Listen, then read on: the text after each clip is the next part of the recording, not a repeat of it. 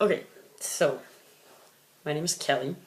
I am a transgender. Pretty quickly here, I'm going to be transitioning from female to male. This is my first video. Obviously, as you'll probably hear from anybody on YouTube, this is the place to go to get any kind of information, inspiration, advice, etc. And I've gotten plenty, and I'm finally ready to give back. So here would be video number one, hopefully of many. Yeah, just got myself an iPad. Never had a video camera, whatever, anything like this before. So I wanted it at my work, and I'm like, heck yeah, I can start making videos now. So yeah, anyway, I am 31 years old. Realizing this stuff a little bit late in my life. Probably only over the past, I don't know, maybe a year and a half is when it really started kind of affecting everything that I did. I was having a lot of problems with my emotions getting out of hand. I don't know, I have a tendency to take things really personally, especially at work. I work with a bunch of bio males. I sell electrical parts, so I mean all of my coworkers are dudes, all of my customers are dudes. I have had a tendency to take things pretty personally when they don't give me the credibility that I think I deserve, and blah blah blah. It's been a problem. Yeah, so started going to a therapist about a year and a half ago, and I thought it was at the time because of work-related issues. But I think that's just kind of where all of my internal frustrations were filtering out. Yeah, and I think I went for 4 or 5 sessions, something like that. I think I had a total of 5 or 6 free through my employee assistance program at work. Only took advantage of a few, thought I was feeling better, so I quit. Ended up moving. At the time, I was living down about an hour and a half from my hometown.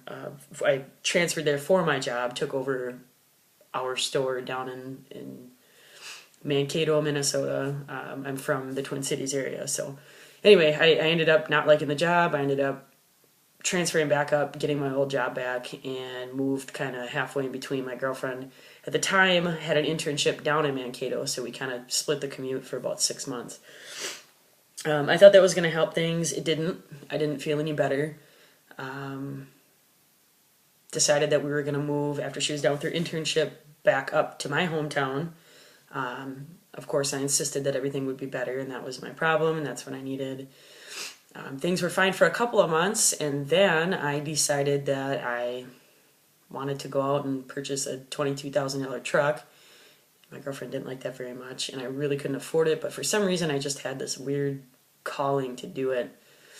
I don't know, I guess looking back on it now, maybe it made me feel like more of a man or something, I don't know.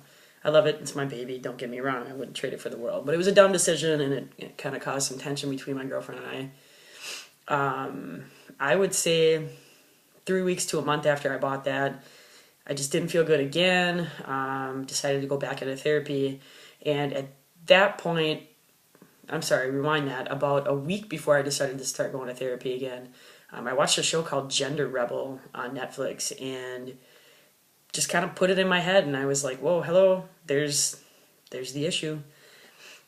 I have a couple of friends who have transitioned from female to male before. I have had no thoughts in my head whatsoever. Obviously, I didn't have a problem with it, but I never once thought anything about myself. So it was kind of, I don't know, it was really weird. I just watched the show. It was very enlightening. It just hit me. And I decided to make a therapy appointment with somebody who's dealt with, I think she said, over 200 transgender people. And yeah, so I've been seeing her since May of this year. It's now December. Told about 60 of my friends via Facebook, obviously face-to-face with my close, group of friends. Gotten so much support, unbelievable amounts of support. Nobody said anything bad about it. Everybody's excited. yeah, so I finally told my brother and his wife probably about a month ago, and I was struggling pretty bad to tell my parents, and I, as sad as it sounds, wrote a Facebook message to them last week, and sent it. They actually didn't, it was last Friday, and they didn't get back to me until yesterday. So a week went by.